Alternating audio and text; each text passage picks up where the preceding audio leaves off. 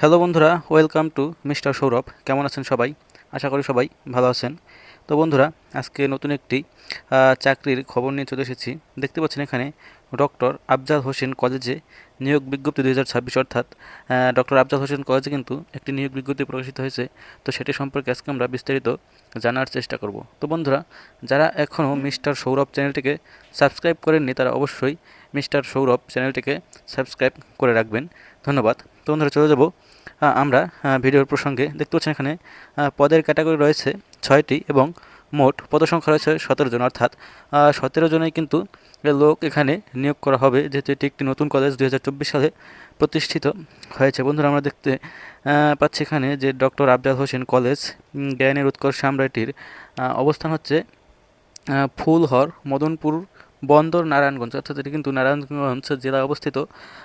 তো নারায়ণগঞ্জ জেলায় হলেও কিন্তু কাশপুর, মদনপুরের পরে কিন্তু রাস্তার পাশে এটি অবস্থিত। তো সেক্ষেত্রে কিন্তু আপনাদের ভয় পাওয়ার কোনো কারণ। এখানে দেখতে পাচ্ছেন ঢাকা বিশ্ববিদ্যালয়ের শিক্ষক ও গবেষক দ্বারা পরিচালিত শীততাপ নিয়ন্ত্রিত ডক্টর আফজাল হোসেন কলেজ এর নিম্নবর্ণিত পদসমূহে নিয়োগের জন্য নির্ধারিত যোগ্যতা ও অভিজ্ঞতা সম্পন্ন প্রার্থীদের নিকট হতে দরখাস্ত আহ্বান করা যাচ্ছে।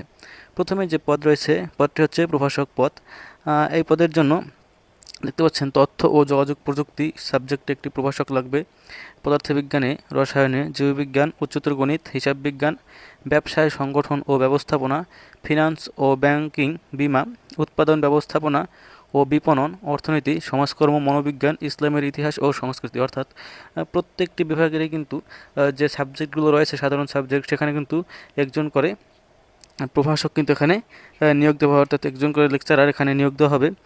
তো সংখ্যা হচ্ছে 2 জন এখানে, এবং বাংলা এবং ইংরেজি দেখতে পাচ্ছেন এই যে প্রথমে বাংলা এবং ইংরেজি কিন্তু এখানে 3 জন প্রভাষক নিয়োগ দেওয়া হবে।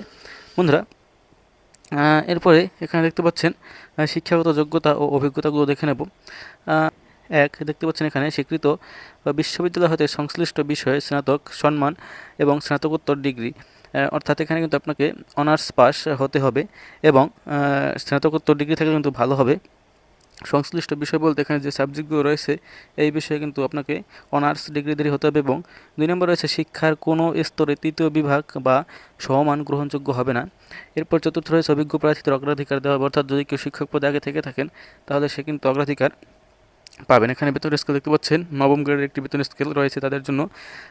তা হচ্ছে 22,000 টাকা থেকে 53,060 টাকা। এছাড়াও প্রতিষ্ঠান হতে চিকিৎসা ভাতা, বাড়ি ভাড়া, চাকরি স্থায়ীকরণের সুবিধা রয়েছে।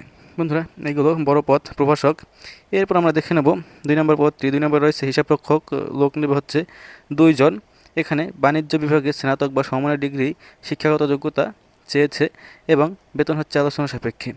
এরপর বন্ধুরা 3 নম্বর রয়েছে কম্পিউটার অপারেটর। এখানেও দেবে 2 জন, উচ্চ মাধ্যমিক বা সমমানের পরীক্ষা উত্তীর্ণ হতে হবে এবং কম্পিউটার কোর্সের সনদপ্রাপ্ত এবং প্রতি মিনিটে ইংলিশে 30 এবং বাংলায় 20 শব্দ টাইপিংয়ের গতি অবশ্যই থাকতে হবে। এখানেও বেতন আলোচনা সাপেক্ষে। বন্ধুরা, পরবর্তী যেগুলো বলবো সবই আলোচনা সাপেক্ষে।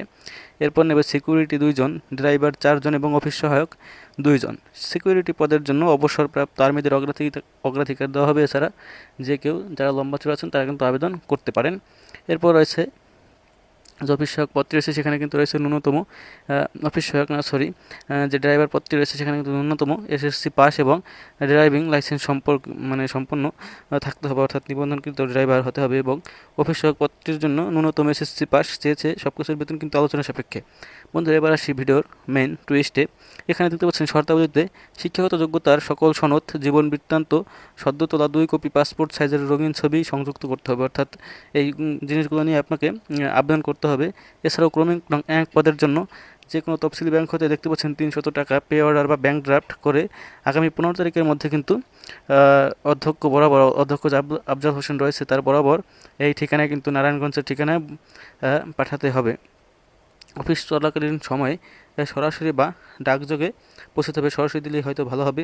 এরপর আছে খামের উপর অবশ্যই বিষয়ের নাম, পদের নাম উল্লেখ করতে হবে এবং অসম্পূর্ণ আবেদন বাতিল বলে গণ্য করা হবে। বন্ধুরা, প্রভাষক পদের লিখিত পরীক্ষা 17 তারিখ 7 মাস 2026 সালের তারিখে রোজ শুক্রবার কিন্তু অনুষ্ঠিত হবে সকাল 10 ঘটিকায়। এবং খ নম্বর রয়েছে কম্পিউটার অপারেটর পদের ব্যবহারিক মৌখিক পরীক্ষা 18 তারিখ অনুষ্ঠিত হবে এবং 10 ঘটিকা অনুষ্ঠিত এবং সিকিউরিটি গার্ড এবং অফিস সহায়ক পদের জন্য মৌখিক পরীক্ষা শুধুমাত্র মৌখিক পরীক্ষা দেখতে পাচ্ছেন এই যে শুধুমাত্র মৌখিক পরীক্ষা কিন্তু 18/7/2026 তারিখে রোজ শনিবার বিকাল 3 ঘটিকায় কিন্তু সম্পন্ন হবে। অর্থাৎ এখানে কিন্তু বন্ধুরা দেখতে পাচ্ছেন যে ড্রাইভার এবং সিকিউরিটি এবং অফিস সহায়ক পদের জন্য কিন্তু শুধুমাত্র মৌখিক পরীক্ষা, লিখিত পরীক্ষার কোনো ব্যবস্থা নেই। এই হচ্ছে ভিডিও টুইস্ট। বন্ধুরা এখানে দেখতে পাচ্ছেন সভাপতি মোহাম্মদ এমরান কায়ুম এবং ধূমপায়ীদের আবেদন করার কিন্তু এখানে প্রয়োজনীয়তা নেই বলেছে, এবং তদবির যে কোনো প্রার্থীর অযোগ্যতা বলে, অর্থাৎ ঘুষ বা অন্য কোনো সুপারিশ কিন্তু প্রার্থীর অযোগ্যতা বলে বিবেচিত হবে, এবং মোবাইল এখানে দেওয়া রয়েছে, আপনারা চাইলে যোগাযোগ করতে পারেন। বন্ধুরা এই ছিল আজকের ভিডিওটি কেমন লেগেছে অবশ্যই কমেন্টে জানাবেন, এবং ভিডিওটি ভালো থাকলে অবশ্যই মিস্টার সৌরভ চ্যানেলটিকে সাবস্ক্রাইব করে রাখবেন। ধন্যবাদ।